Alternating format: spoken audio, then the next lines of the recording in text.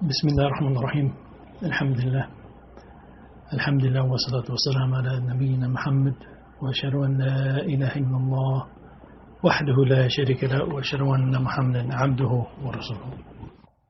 Allah subhanahu wa ta'ala says, إن الدين عند الله الإسلام.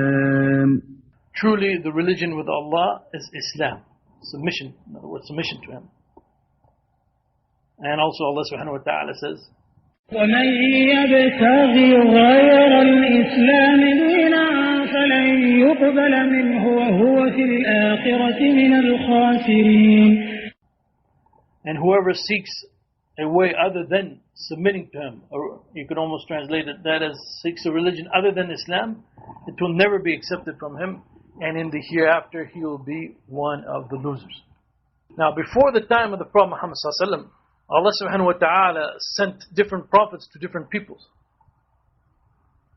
And those prophets, one of the distinguishing characteristics of the Prophet Muhammad sallallahu alaihi wasallam is that those prophets were simply sent to their own people. They were not sent for all of mankind. The Prophet sallallahu alaihi wasallam, as we'll discuss later, was sent for all of mankind.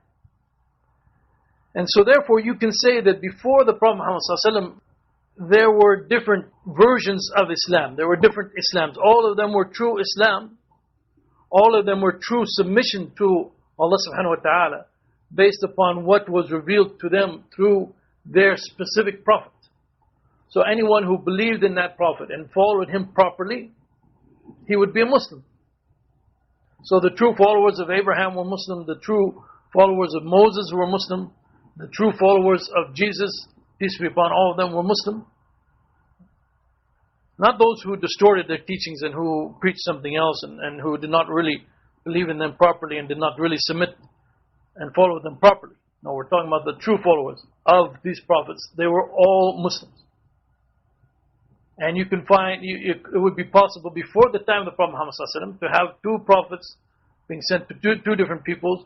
And so therefore, all of these people, even though if they're following different prophets, all of them are Muslim. However, after the time of the Prophet Muhammad sallallahu alaihi wasallam, now that the Prophet Muhammad sallallahu alaihi wasallam has been sent, and he is the final messenger for all of mankind, and his message supersedes and abrogates all of the messages of the previous prophets. So after the time of the Prophet Muhammad sallallahu alaihi wasallam, now when you use the term Islam, there is only one true Islam. And that is the Islam, meaning following the way of the Prophet Muhammad sallallahu alaihi wasallam and submitting to Allah subhanahu wa ta'ala according to what the Prophet Muhammad sallallahu alaihi wasallam taught. So Allah subhanahu wa ta'ala says in the Quran, for example, وَأَنزَلْنَا إِلَيْكَ الْكِتَابَ بِالْحَقِّ مُصَدِّقًا لِمَا بَيْنَ يَدَيْهِ مِنَ الْكِتَابِ وَمُهَيْمِنًا عَلَيْهِ فَاحْكُم بَيْنَهُم بِمَا أَنزَلَ اللَّهُ وَلَا تَتَّبِعْ أَهْوَاءَهُمْ عَمَّا جَاءَكَ مِنَ الْحَقِّ. And we have sent down to you, O Muhammad, the book and truth, confirming the scripture that came before it and as a witness over it. So judge between them by what Allah has revealed and follow not their vain desires, diverging away from the truth that has come to you.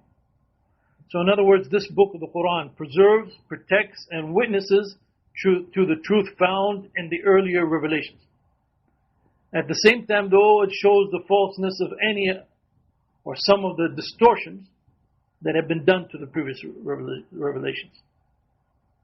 Thus, anything that is in conformity with the Quran is true.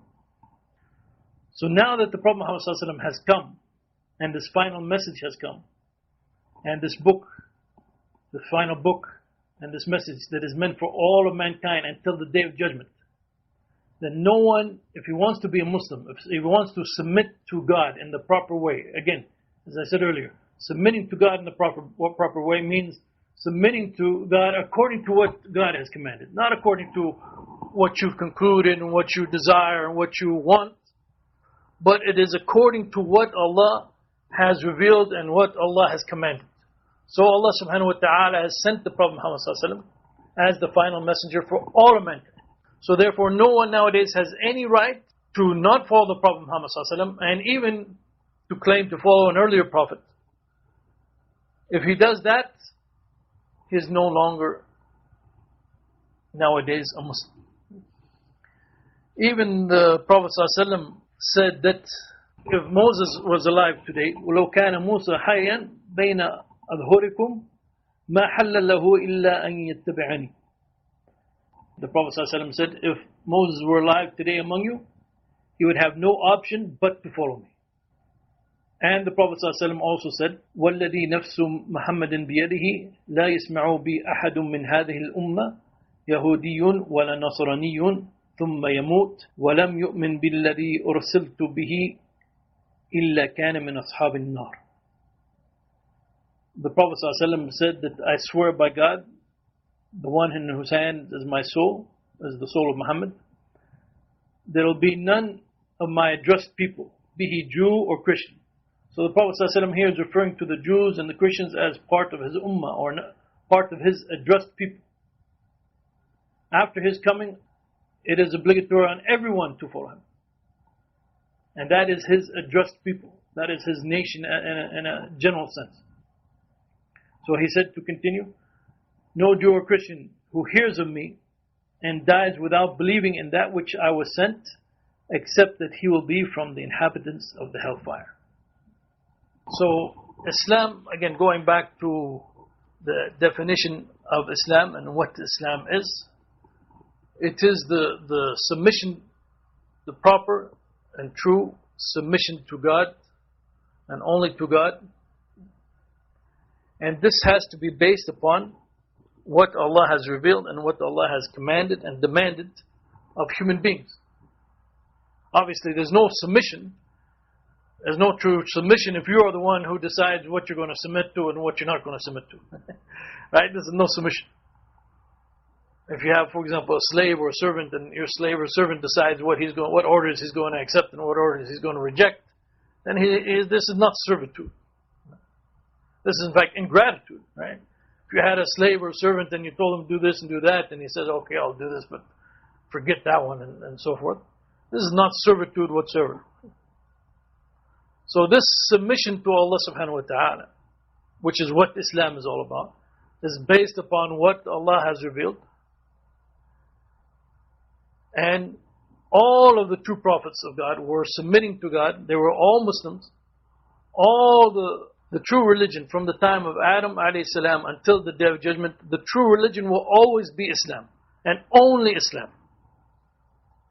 But that Islam can have different meanings and different requirements at different times. Now, at this time, the requirement is that someone must accept and believe in the Prophet Muhammad ﷺ and on all of the implications of that, and submit to Allah according to what has been revealed to the Prophet Muhammad ﷺ. And that's a unique feature, by the way, about this religion, what they call religion. And if you ask me, this is something that points to the truth of this religion as well. That the name of it in itself is describing what we are doing. We are submitting to God. We are not named after a human being. We're not Christians like the Christians named after Jesus Christ, or named after a tribe like the Jews and so forth, or Buddha, again, a human being. No. We are actually named based on what our action is. And our action is the submission to God. And actually all of those, especially the Jews and the Christians, all of them will have to accept the fact that the real religion is submission to God. And so therefore that is actually what we as Muslims are doing. And that is the only religion that is acceptable to Allah subhanahu wa ta'ala. Now, as I said, I want to speak about some of the basic foundational points. And that was obviously one of them, the religion, the definition of Islam. Now, I emphasize the fact that the Prophet Muhammad ﷺ is the final messenger for all of mankind until the Day of Judgment. And everyone is obliged to believe in him and to follow him. And what this implies, by the way, is that the religion of Islam, what was given to the Prophet Muhammad ﷺ and the teachings that were given to the Prophet Muhammad ﷺ, these teachings are both universal and timeless. They are both universal and timeless. And again, I'm talking about basic concepts, right? Like what is the definition of Islam? But if these concepts are clear in a Muslim's mind, he knows, for example, what he's all about. He's about submitting to God.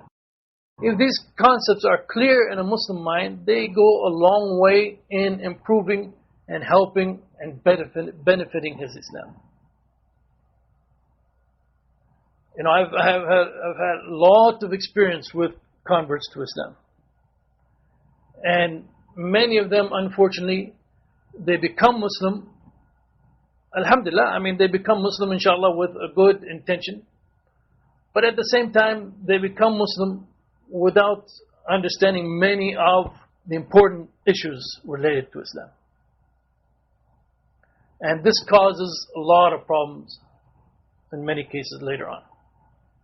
So I'm trying to tackle these issues, which I know, you know, some of you are probably looking at me as, you know all of this, and why am I, emphasizing it so much? But believe me, this is based on my experience with many, many converts to Islam.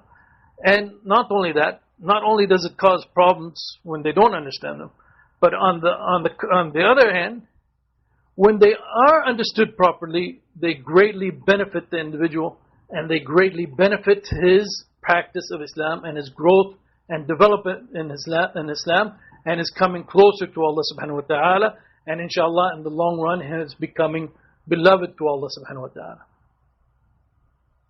So these are not actually minor issues. They are basic introductory issues, but they are not minor issues. And so this is another aspect, this universality of Islam and the timelessness of Islam. And what does it really imply? So the Prophet ﷺ has told us, تَرَكْتُ فِيكُمْ أَمْرَيْنِ لَن تَذِلُّوا مَا تَمَسَّكْتُمْ بِهِمَا كِتَابَ اللَّهِ وَسُنَّةَ نَبِيِّهِ.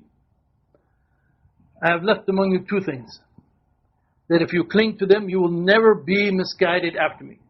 We referred to this hadith earlier, I think, in the earlier lecture. If you cling to these two things, you will never be misguided after the Prophet ﷺ. The Book of Allah and the Sunnah of His Prophet. Right? We discussed this, right? Okay, so what the Prophet ﷺ is saying, that a human being, whether during the time of the Prophet ﷺ, or 1400 years later, or X number of years later, no matter how many thousands or whatever, how many years this creation exists, as long as a person adheres to these two, he will never be misguided. So these are the guides for a human being. These are guides for the human being until the day of judgment. The religion has been completed, it has been perfected. The blessing that Allah subhanahu wa ta'ala has bestowed upon us has been completed. As Allah subhanahu wa ta'ala says, اليوم أكملت لكم دينكم وأتممت عليكم نعمتي ورضيت لكم الإسلام دينا. This day I have perfected your religion for you, completed my favor upon you, and have chosen for you Islam as your religion. So what this implies, it implies that the teachings of the Quran and the Sunnah are valid and obligatory upon all of mankind until the day of judgment. So whether you're living in Arabia, or you're living in Malaysia, or you're living in Manhattan, or you're living in Hawaii, doesn't matter where you're living. The teachings of Islam apply to you and have been meant for you.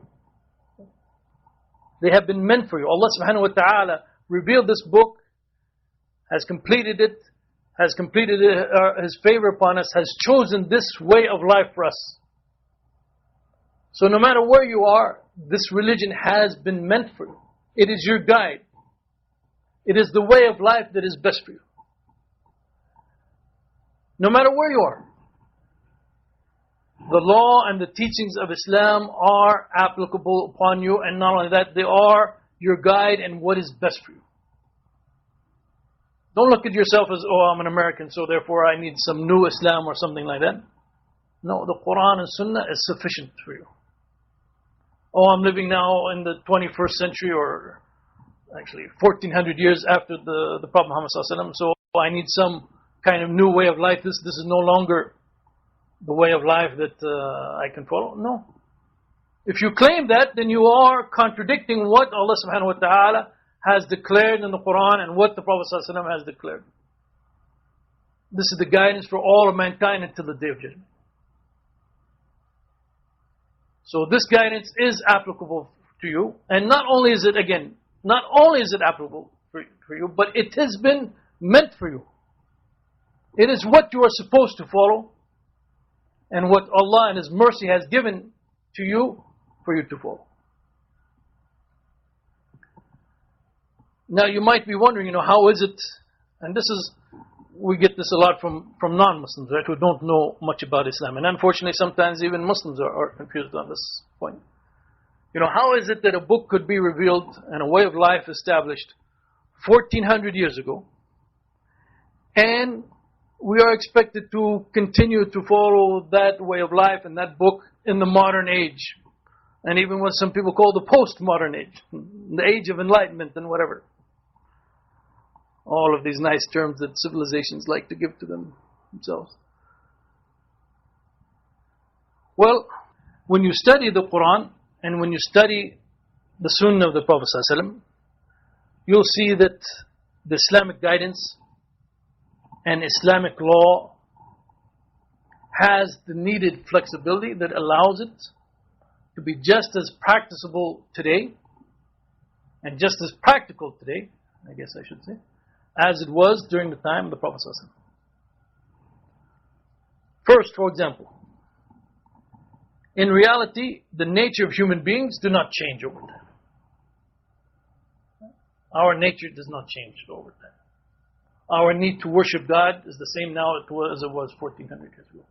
Our human weaknesses, our desires that cause us to stray sometimes, are the same in nature as they were 1400 years ago, and so forth. And so therefore worship and ethics and the foundations of human character and behavior and so forth, all of these haven't changed actually. Humans have not changed in that sense. And there's no proof whatsoever that humans have changed in that sense. Secondly, there are matters that are harmful for human beings. Those matters were harmful for human beings 1400 years ago, and they continue to be harmful for them today. Whether we're talking about things that are consumed like alcohol, or whether we're talking about practices that affect the morals and the society as a whole, whether we're talking about murder, promiscuity, stealing, all of these things are harmful nowadays as they were 1400 years ago. So those key aspects, and by the way, the thing which is actually most harmful is ascribing partners to God, committing what is known as shirk. So these things which are harmful to human beings have been prohibited by the Sharia, and they continue to be prohibited, and they continue to need to be prohibited, and they will continue to need to be prohibited until the Day of Judgment. Beyond those two aspects, then what human beings need are some general principles, some detailed laws, and other than some detailed laws, some general principles that will lead their lives at different times and locales and places and so forth. And this is exactly what the Islamic law gives us. It gives us some detailed laws that we'll need.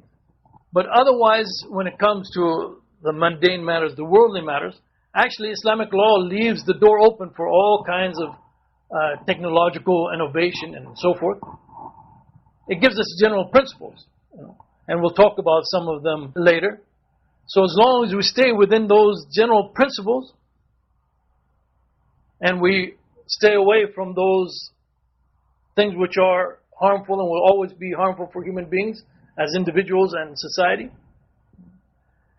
and we adhere to the basic ethics and the principles of worship that will develop our inner souls and so forth, this is really all that we need as human beings for guidance. And this is what Allah subhanahu wa ta'ala has given us in Islam, in the Quran and in the Sunnah of the Prophet. And so therefore this is applicable to anyone, anywhere. Whether you are a new convert to Islam, whether you grew up in Islam, whatever the case might be, whether you are living in Cleveland or South America or you're living in a Muslim land, doesn't matter. Doesn't matter. The guidance is there. You have to turn to it. You have to learn it. But the guidance is there. It is complete. Allah's favor upon us is complete. And this is the way of life that He has chosen. And this means, by the way, also that this guidance is complete. It means it does not need any kind of improvement. It doesn't need any kind of alteration. It doesn't need any kind of changes or deletions. Everything is actually there in Islam itself, if you understand it, if you apply it properly. And this also means that Muslims don't have to go to other sources and try to get guidance from other sources. Again, the Quran is complete, the Sunnah is complete, and it is, as I said, flexible to be practiced for all of mankind until the Day of Judgment. And this means actually that there is no excuse. There is no excuse for any human being to turn to Islam and say, no, Islam doesn't work. I'm here as an American. How come I'm going to try to apply Islam? As I said, this is actually contradicting and denying what Allah subhanahu wa ta'ala and what the Prophet Muhammad sallallahu alaihi wasallam has told us. And when we meet Allah subhanahu wa ta'ala, and this is the important point, when we return to our Lord, this is not going to be an acceptable excuse. Because this religion was meant for us, in the sense that it is obligatory upon us to follow it and to become Muslims and to really submit to Allah subhanahu wa ta'ala, but also in the sense that this is Allah subhanahu wa ta'ala's favor and blessing and mercy upon us. And if we turn away from it, we are turning away from Allah's favor and blessing and so forth. And this is something that no human being conceivably would want to do. So we have to understand what it means to be a Muslim, what Islam is, and understand what is the ramifications for that. What are the ramifications of that upon us as new converts, as old Muslims, whatever, wherever we might be, whenever we might be living. And as I said, if these concepts, these basic concepts are clear in our minds, they will go a long way to, inshallah, helping us grow in Islam and become better Muslims. And inshallah, they will also help us from some of the difficulties and some of the confusions that some Muslims have fallen into. The first and the ultimate goal, obviously. And every one of you has taken the Shahada of La ilaha illallah. And you know that the first and the ultimate goal of Islam is the worship of Allah alone. This is the greatest goal of Islam, obviously. And this is also the greatest contribution that it has to the welfare of humanity. The worship of Allah alone. In reality, this is the actual purpose for which human beings have been created. And there is no purpose, there is no goal that is nobler and more important than this goal. And I know in this day and age, I know from my personal experience speaking to non-Muslims, even some of my relatives, in this materialistic age, in this individualistic age, in this egotistical age, the idea of your goal is to become a real servant of God and worship only God. Some people downplay this as something that is not that important.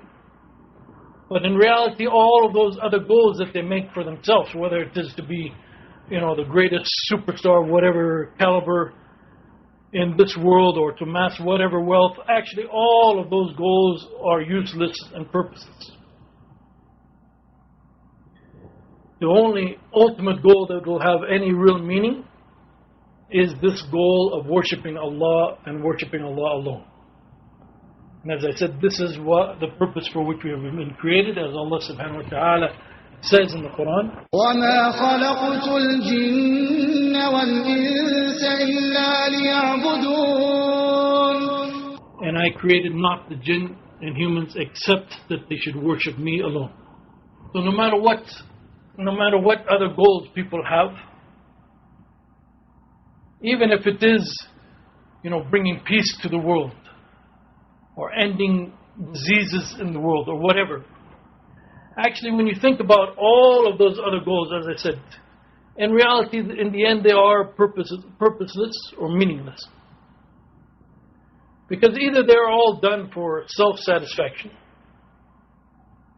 People want to bring peace because that brings them happiness. Even altruistic actions usually have self-contentment as the ultimate goal. So the person is really in a kind of self-worship instead of submitting to God and accepting God as the authority and accepting what God has decreed as the most important and as the object of life and as the purpose of life. Instead of that, they have selected their own goals for their own selfish or egotistic reasons. They're trying to satisfy their own soul.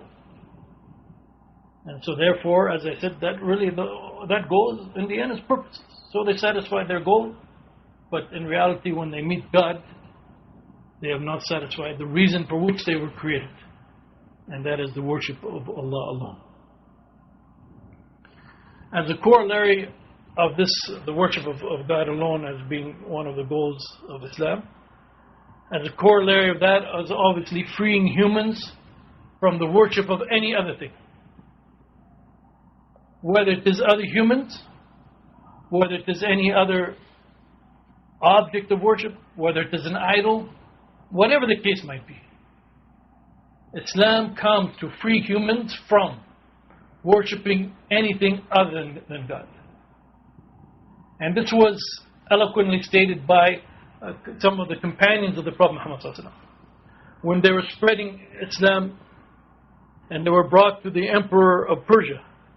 And the Emperor of Persia asked them, for what reason have they come? Why are they bringing this Islam to these other lands and so forth? And they told the Emperor of Persia, Allah has sent us to take whoever wishes from the servitude of mankind to the servitude of Allah alone, and from the tightness of this world to its expanse, and from the injustice of the ways of life in this world to the justice of Islam.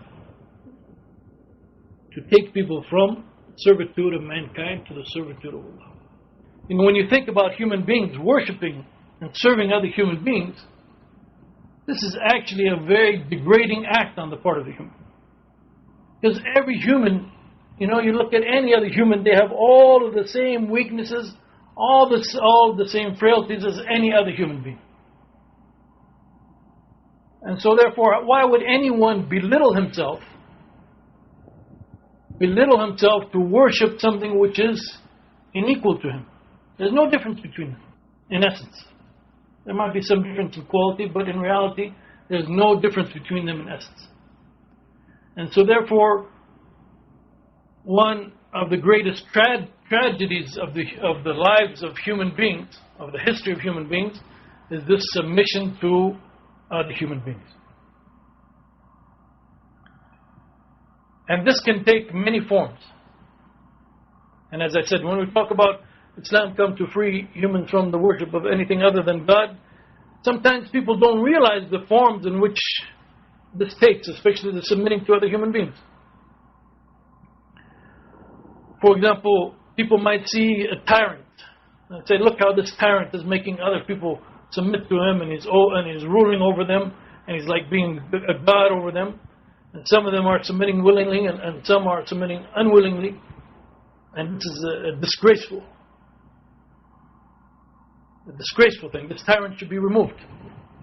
What about other human beings ruling over humans and other forms, where they lay down laws and they lay down ways of life for the other human beings. And they say you must follow this way of life. Just because we are the majority, or just because we are the clergy, or just because we have designated ourselves as being special. These are also ways in which human beings may submit themselves and worship other human beings. In fact, Allah subhanahu wa ta'ala, for example, says in the Quran, اتخذوا أحبارهم ورهبانهم أربابا من دون الله. They, talking about the Jews and the Christians, took their rabbis and their monks to be their lords besides Allah. What is Allah subhanahu wa ta'ala referring to here? Is referring to the fact that when they say something is permissible, then the people follow them. They say, yes, you have this right, we're going to follow you, regardless of maybe what God says in the Torah or in Revelation. If you say we can do this, like nowadays, homosexuality and gay marriage and all this stuff. Oh, if you say it's okay, yes, then we accept it as okay. There are many ways by which human beings submit themselves to other human beings. Some are quite obvious, but some are less obvious. And Islam has come to free humans from all of that kind of thing. And obviously not just the worship of other human beings, but the worship of anything other than Allah subhanahu wa ta'ala.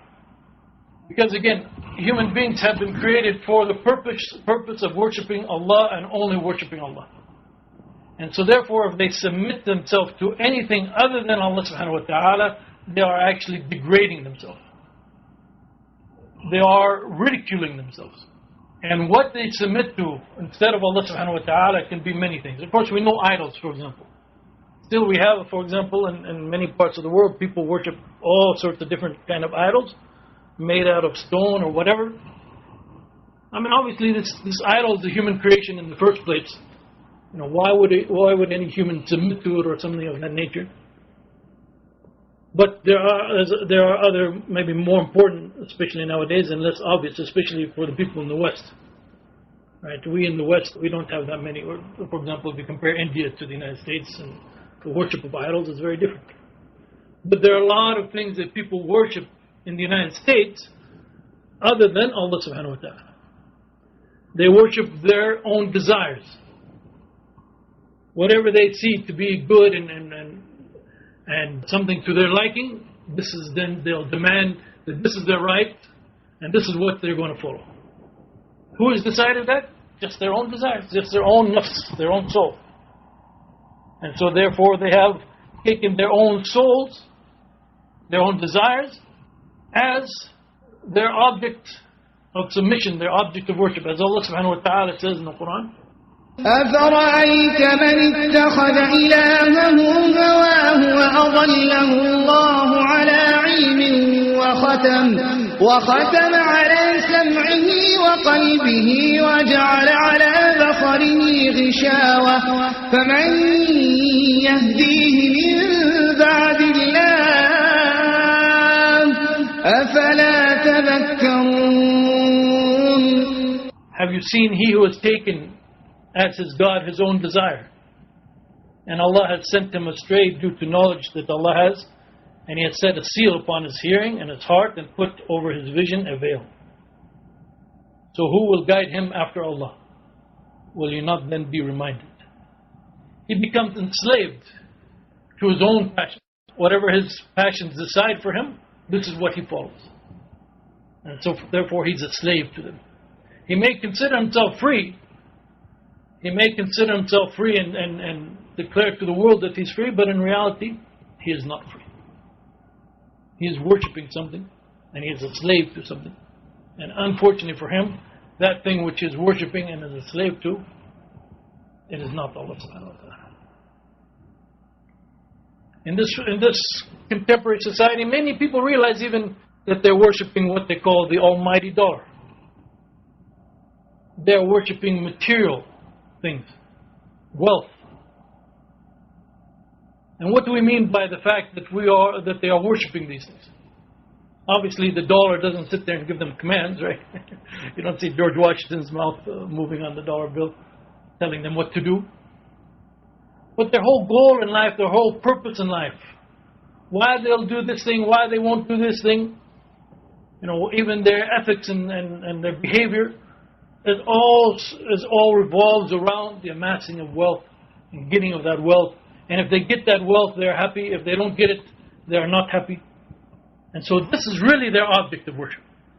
The object of worship, you have to keep in mind the object of worship, like the word ilah in the Arabic language, it also refers to the thing that is most beloved in the heart, the thing that is driving the heart.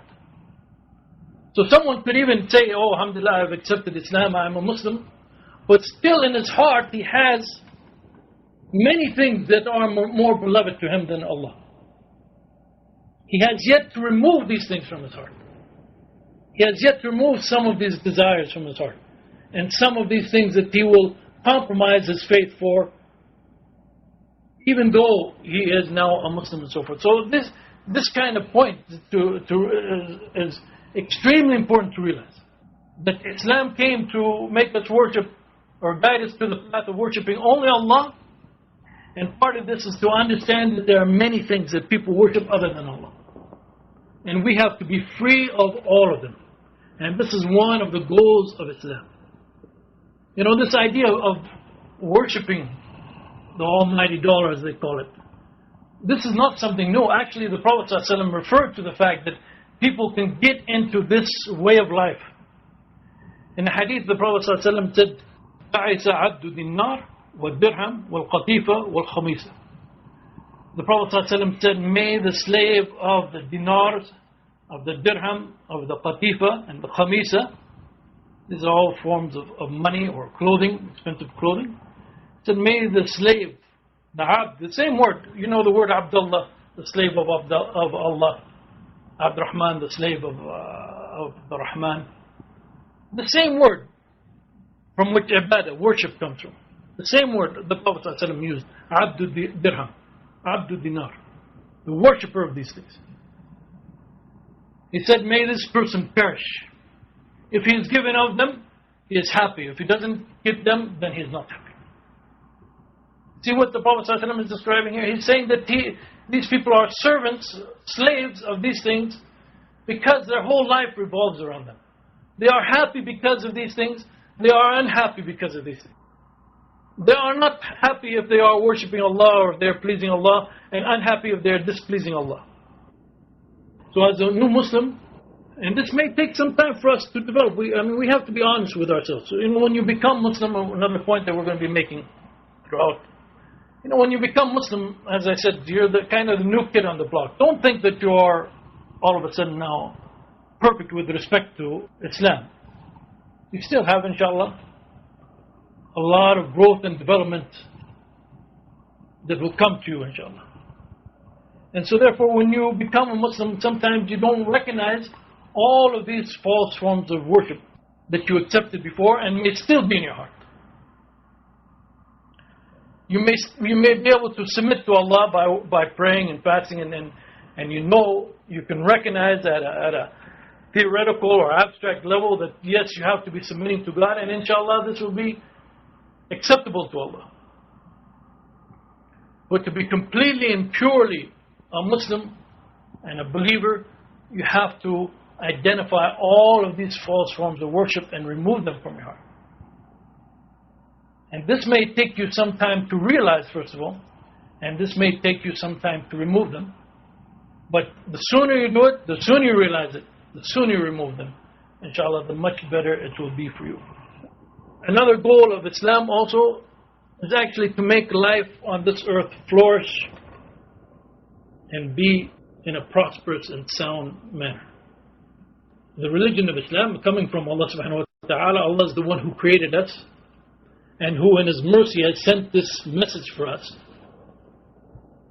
Obviously, the religion of Islam, or Allah subhanahu wa ta'ala, knows that we as human beings, we are made up both of the physical body as well as the soul. So we have both the spiritual as well as the material side. And both of these sides are real. And both of these sides together make up the human being. And so therefore, really neither of these two sides can be neglected. And that is one of the problems with some of the different, what they call isms, like capitalism, socialism, so forth. Some of the man-made theories is that many times they will concentrate on one aspect of human beings. And in fact, in reality, mostly what they can concentrate upon are the material aspects. Because the spiritual aspects actually are beyond their what they are capable of conquering and understanding completely. But alhamdulillah, Allah subhanahu wa ta'ala has given us a message, a way of life, in which the two sides, the spiritual and the material, do not compete with one another. They are not in conflict with one another. And that's another aspect. I mean, for example, in Christianity, they look upon the physical world as something evil and so forth. So you have this conflict always. You have to live in this world, and yet you are, supposedly, your spirit and so forth are not part of this world. So you always have that conflict. No, alhamdulillah, as Muslims we understand that Allah has created us and put us in this world, and put us here on purpose with a reason. And this world, the physical world, is not in itself evil. But instead it can be used, and it should be used, to please Allah subhanahu wa ta'ala. So the spiritual and the material work together to worship Allah alone and to please Allah subhanahu wa ta'ala. So alhamdulillah, there's no conflict. There's no conflict within Islam. Allah has told us that He has put humans here. We know that Allah subhanahu wa ta'ala has put humans here, and at the same time Allah subhanahu wa ta'ala therefore has given us guidance for life both in this world, both the mundane and the spiritual aspects of this world. So one of the goals of Islam is to bring about the proper way of life, the sound way of life in this world, even from a material point of view. Another goal of Islam is the goal of justice and the prohibition of wronging others. Life on earth cannot really be flourishing and sound and proper without justice. And so we find that Allah subhanahu wa ta'ala, in numerous places in the Quran, Allah subhanahu wa ta'ala has demanded from Muslims that they behave and they act justly. There is no excuse actually for a Muslim not to behave in a just and righteous manner. Even if by acting justly he harms himself because he has done some wrong, or he supposedly harms other Muslims because they have done some wrong, it doesn't matter. The requirement from Allah subhanahu wa ta'ala to be just overrides or takes precedence over even the individual's own needs or the needs of his friends and close relatives and whatever. So for example, Allah subhanahu wa ta'ala says, O you who believe, stand out firmly for justice as witnesses to Allah, even though it be against yourselves or your parents or your kin, be he rich or poor. Allah is a better protector to both than you. So follow not the lusts of your hearts, lest you may avoid justice.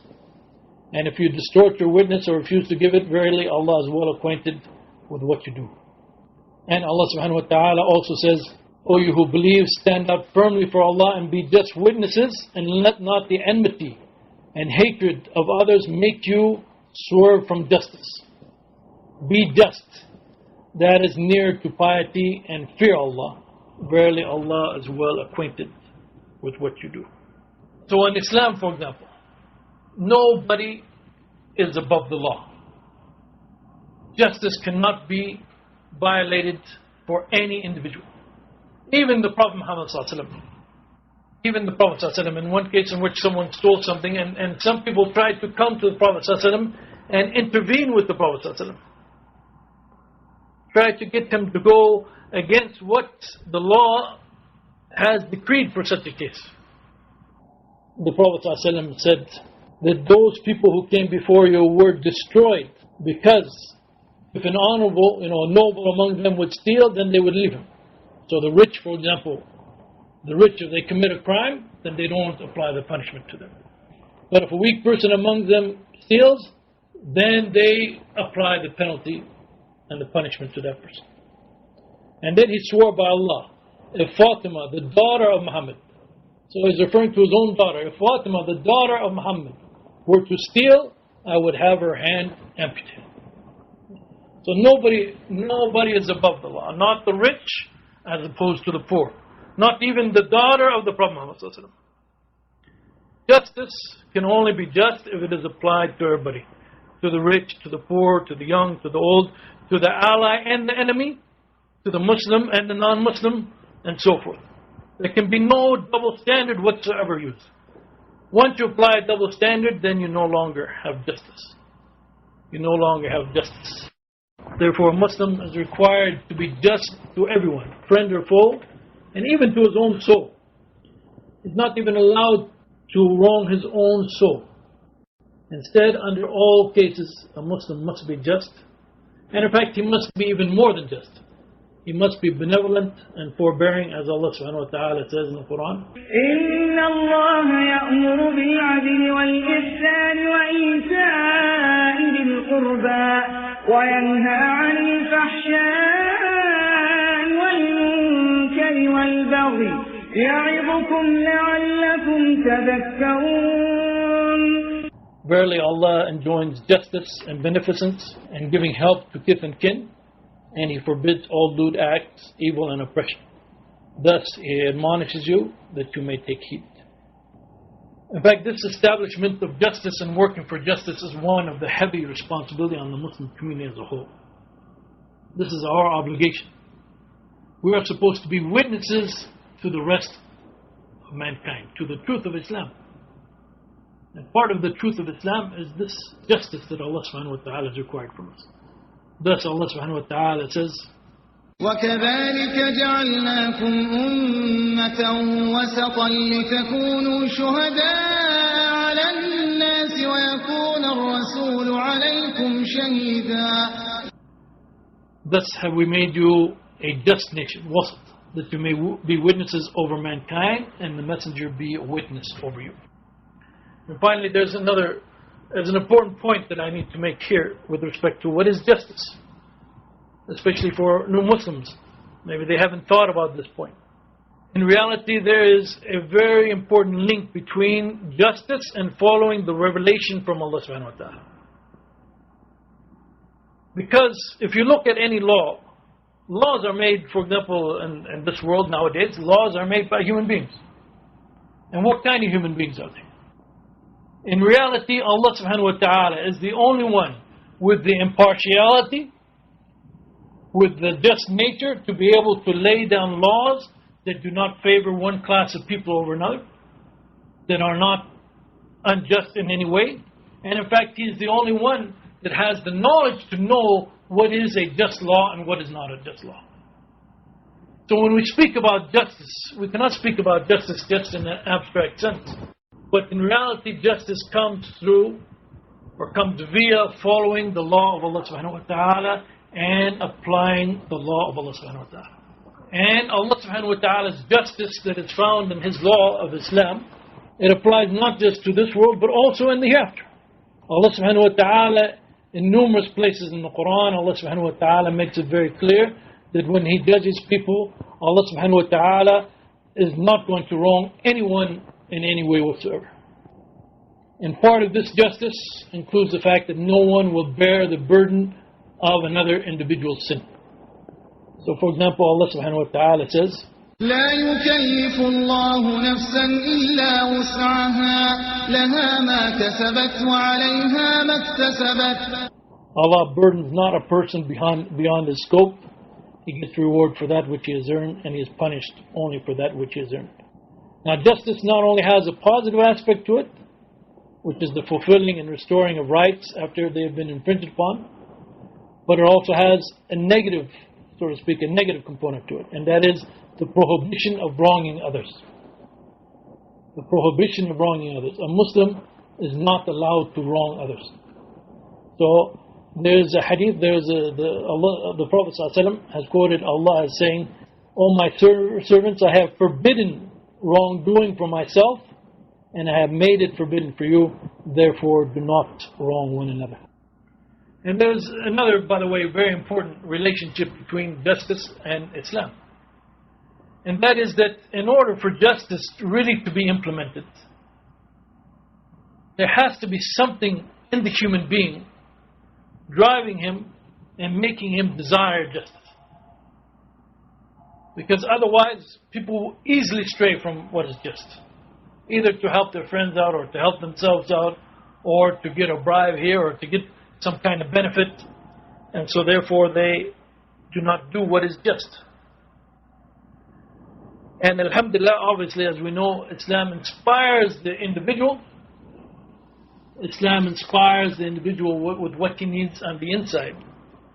To not only believe in justice, but even to sacrifice for the sake of justice. Sacrifice his own interests for the sake of justice. Sacrifice the interests of his friends and so forth for the sake of justice.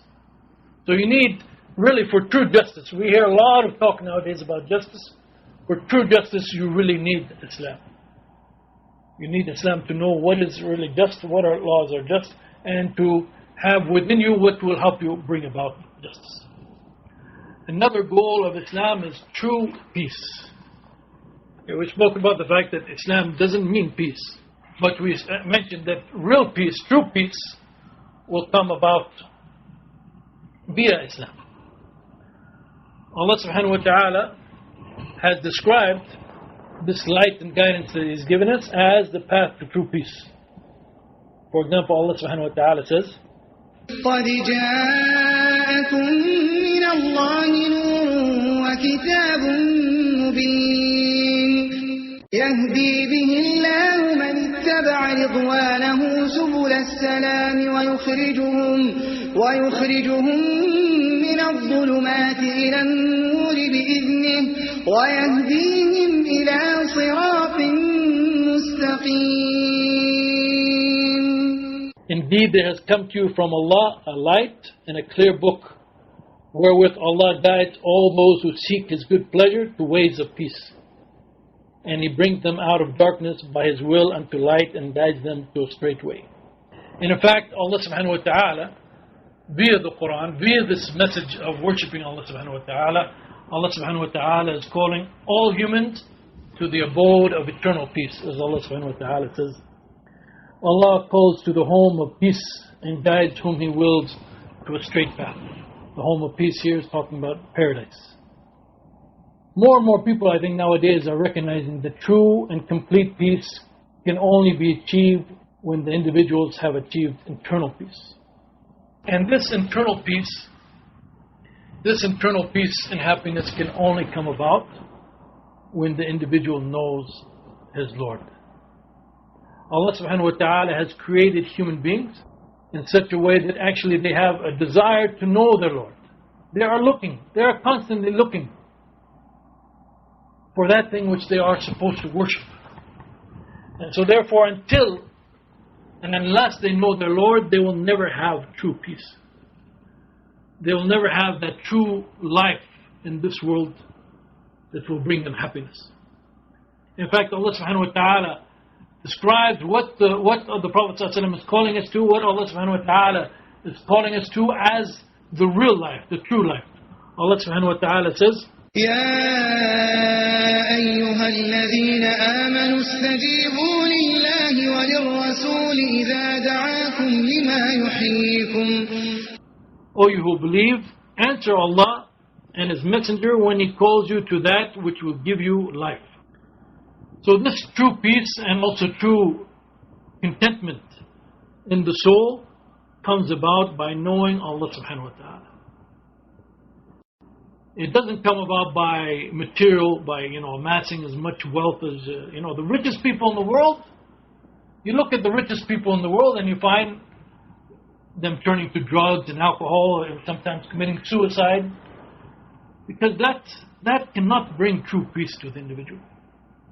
True peace, true internal peace can only be found when the person knows Allah subhanahu wa ta'ala. And in fact, that is not only the true peace, but that is the true richness. If you want to be rich, it is by the richness in your soul and in your heart. As the Prophet ﷺ said, إِنَّمَا الْغِنَى غِنَى الْقَلْبِ وَالْفَقْرُ فَقْرُ الْقَلْبِ. The true richness is the richness of the heart, and the true poverty is the poverty of the heart. And once an individual attains this internal peace, once this individual attains this internal peace and is at peace with himself and free of any internal agitations, then he can be truly and enter into truly peaceful relationships with others, starting with those who are closest to his home, to his family, and extends to his neighbors and others in the community, and then finally extending to humankind as a whole. But it has to start with the human being, with the individual. When he finds true peace and happiness and contentment in his soul, then he can have true peace and contentment with others. Because if he doesn't have that true peace and contentment in his soul, then he'll always be looking for that true peace and contentment either in what other people possess, what they own, the riches that they own, or the achievements that they have, or in kind of owning or having others. And so therefore, he'll always be after what other people have. And there'll always be this kind of war between him and other individuals. But once he has true peace and contentment in his heart by knowing Allah subhanahu wa ta'ala, once he knows Allah subhanahu wa ta'ala and has the true relationship with Allah subhanahu wa ta'ala, then he's not interested in anything that anybody else might have. And that is how he can have true peace and enter into true peaceful relationships with others. Now, as you might have noticed, these goals that I mentioned, obviously there is a very clear relationship between all of them. And all of them go back to that one ultimate goal of worshipping Allah and only worshipping Allah. All of these things are tied into that. When the person worships Allah alone, then obviously he frees himself from worshipping anything other than Allah subhanahu wa ta'ala. Furthermore, he will lead his life in a way that is best for himself and for society and for civilization. He will then work for justice because this is what Allah demands of him. And within himself, he will have the proper forces within himself to drive himself to establish justice no matter what, and to keep himself from wronging others. He'll find true peace within himself, and he'll pass that along to others again, and so forth. And these goals, as we alluded to, these goals are met in Islam because of some of the excellent features that we find within Islam. For example, within Islam we find the teachings of pure monotheism.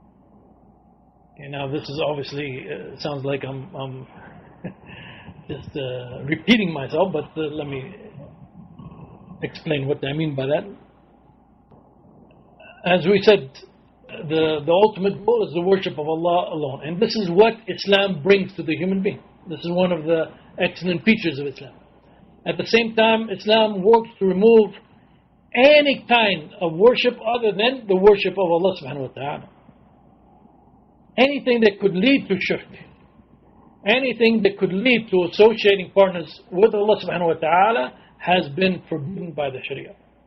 And this is because, as we said, the ultimate goal and the main thing in a human being is going to be this pure monotheism. You know, it's no secret and it's no wonder really that when we look at the life of the Prophet Muhammad sallallahu alaihi wasallam, the Prophet sallallahu alaihi wasallam spent, after receiving the revelation from Allah subhanahu wa ta'ala, he spent 13 years in Mecca and he spent 10 years in Medina. And those 13 years in Mecca, when you look at the Quran and you analyze the verses of the Quran that were revealed in Mecca, you'll see that the Prophet ﷺ emphasized the teaching of Tawheed, the pure monotheism. And he made this foundation very strong in his companions, such that they removed virtually any hint of shirk from their lives, of associating partners with Allah subhanahu wa ta'ala in their life. And what we can get from this is obviously the importance of having this firm foundation. And so this is one of the most important, excellent features of Islam, as we can see. And so the Muslim, especially the new Muslim, should always try to understand what really is monotheism, or what they call actually in Arabic, a term that probably should get used to, Tawheed. What really is Tawheed? And how do we implement it? And how do we preserve it? And how do we save it? We also see that Islam is the religion of Allah subhanahu wa ta'ala. First and foremost, obviously, Allah subhanahu wa ta'ala is the only one who knows how He should be worshipped. To me, this point is very obvious, but I'm surprised sometimes when talking with non-Muslims how this point is not clear somehow to everybody. We as human beings, we can study many aspects of this physical world. We can see many of what they call the laws of nature, and we can understand how things act and react and so forth of the laws of nature, and we can try to study them, and we can kind of master some of the aspects of the physical world. But when it comes to God and knowing how we are supposed to worship God and what should be our relationship to God and how we should interact with respect to God, this is something beyond the realm of human interaction. This is something beyond the realm of testing and observation. And so therefore this is something that really human beings have no ability to comment about except maybe in the most general fashion. But the details of it, there's no way that any human being could claim that he knows the details about how Allah subhanahu wa ta'ala, how God is to be worshipped. There's only one source you can turn to. And that source is obviously God Himself. And alhamdulillah, we have in Islam, we have the revelation preserved, both in the Quran and the Sunnah of the Prophet ﷺ, and we can say really that Islam is God's religion. One of the characteristics also of Islam is its comprehensiveness. Islam is comprehensive in many different ways. It is comprehensive in the sense that it applies to all human beings at all times, as we spoke about before. It is comprehensive in the sense that it covers both this life and the hereafter. Islam is not just a religion concerned about the hereafter, as we spoke about. Islam is also concerned about how you live your life in this world, and it guides us to what is best in this world. So Islam is comprehensive, covering both this world and the hereafter. Islam is also comprehensive with respect to the various components of a human. Islam is concerned with the human spirit, with his intellect, with his body, his physical body, with his beliefs, with his actions, with his morality, with his ethics. It protects the human from diseases of the heart, as well as from the diseases of the body and the diseases of the society as a whole and so forth. So therefore, for example, when we look at the teachings of Islam, we find guidance concerning the disease of arrogance that appears in the heart.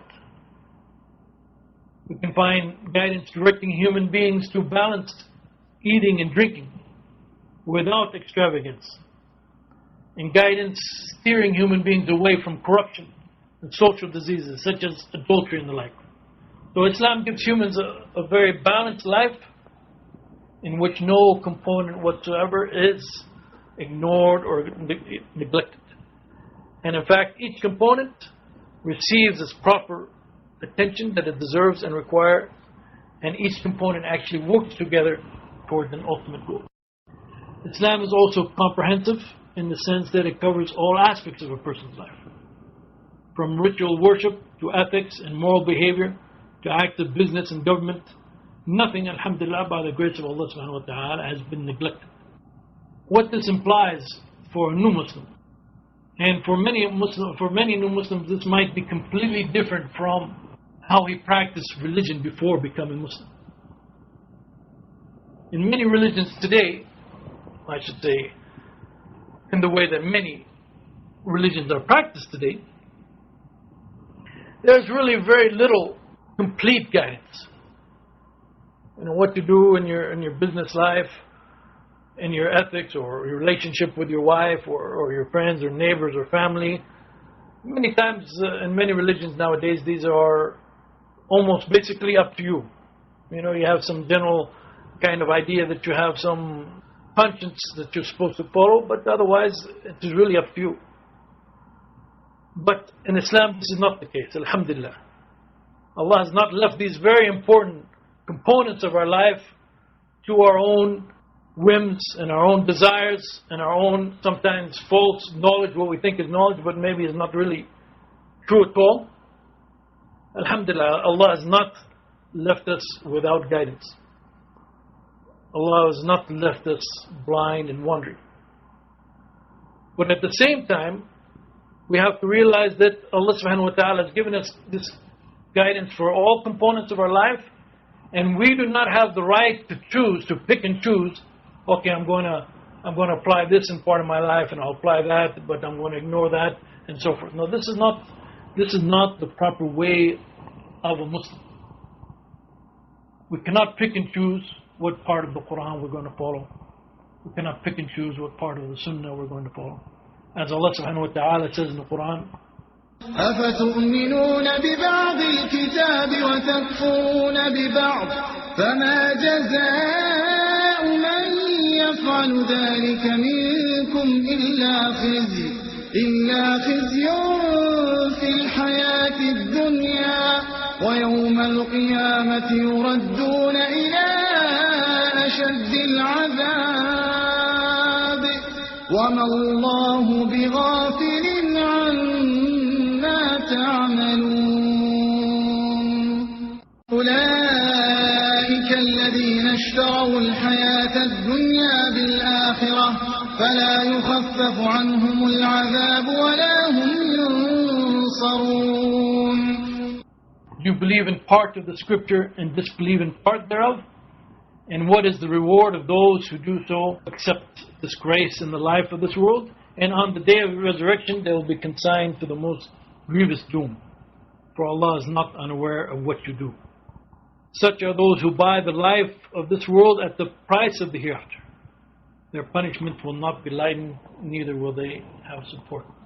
So picking and choosing, this is a very strong passage from the Quran, saying, for example, okay, I'll believe in what Islam says I have to believe in, and I'll maybe pray and fast, but outside of that, my relationship with the opposite sex, or what I drink, or what I eat, and so forth, this Islam doesn't have anything to do with this, or something of that nature.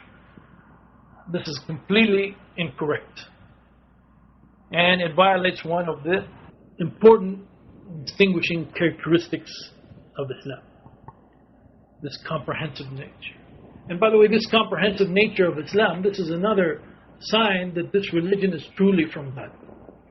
Only God could reveal a revelation or give such a complete teaching, so consistent in itself, and so beautiful, and having such great results, touching upon every aspect of life.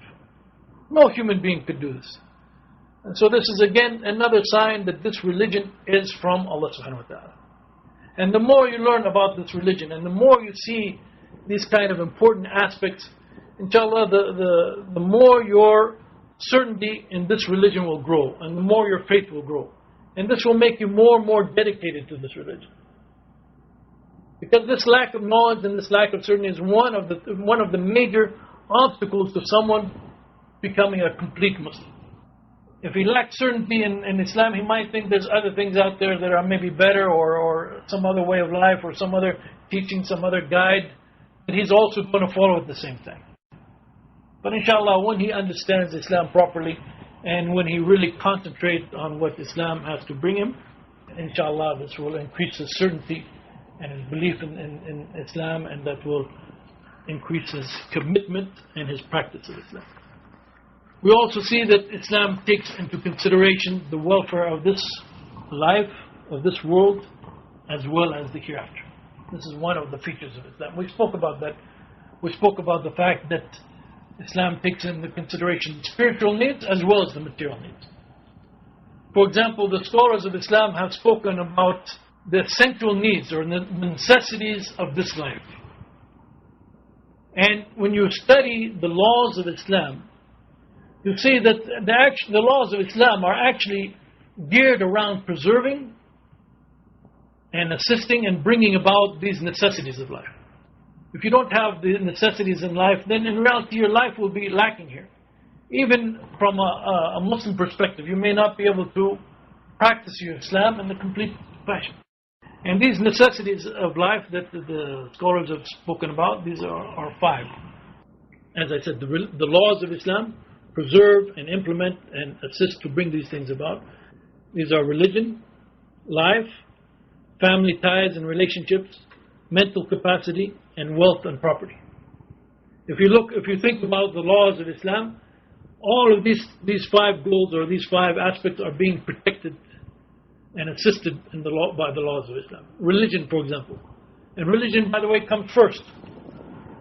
This is the number 1 necessity in life. If you don't have religion, then from an Islamic point of view, really, life is not even worth living. And that is why religion takes precedence over life itself. Therefore, in the laws of Islam, you'll see, for example, that you are required to pray 5 times a day. And there are other prayers and so forth. And you have the fasting of the month of Ramadan and Hajj and so forth. All of these things are of course, acts of worship in and of themselves. But if you look at them and study them, you see that in reality they also assist in the establishment of the religion and making the religion stronger, and making the religion stronger in society as a whole, as well as in individuals. With respect to life, we see that Allah subhanahu wa ta'ala, for example, has prohibited murder. With respect to the ties and the family ties and so forth, Allah subhanahu wa ta'ala has prohibited adultery, which is one of the main things that can cause the breakup of family and so forth. With respect to mental capacity, Allah subhanahu wa ta'ala has prohibited alcohol and so forth. With respect to wealth and property, Allah subhanahu wa ta'ala has prohibited stealing and other such laws. So we see that in reality Islam is really taking into consideration the needs and the welfare of this world, as well obviously as the needs for an individual in the hereafter. We see also in the laws of Islam, one of the exceptional features of Islam, we see what we can call ease in absence of hardship in the law.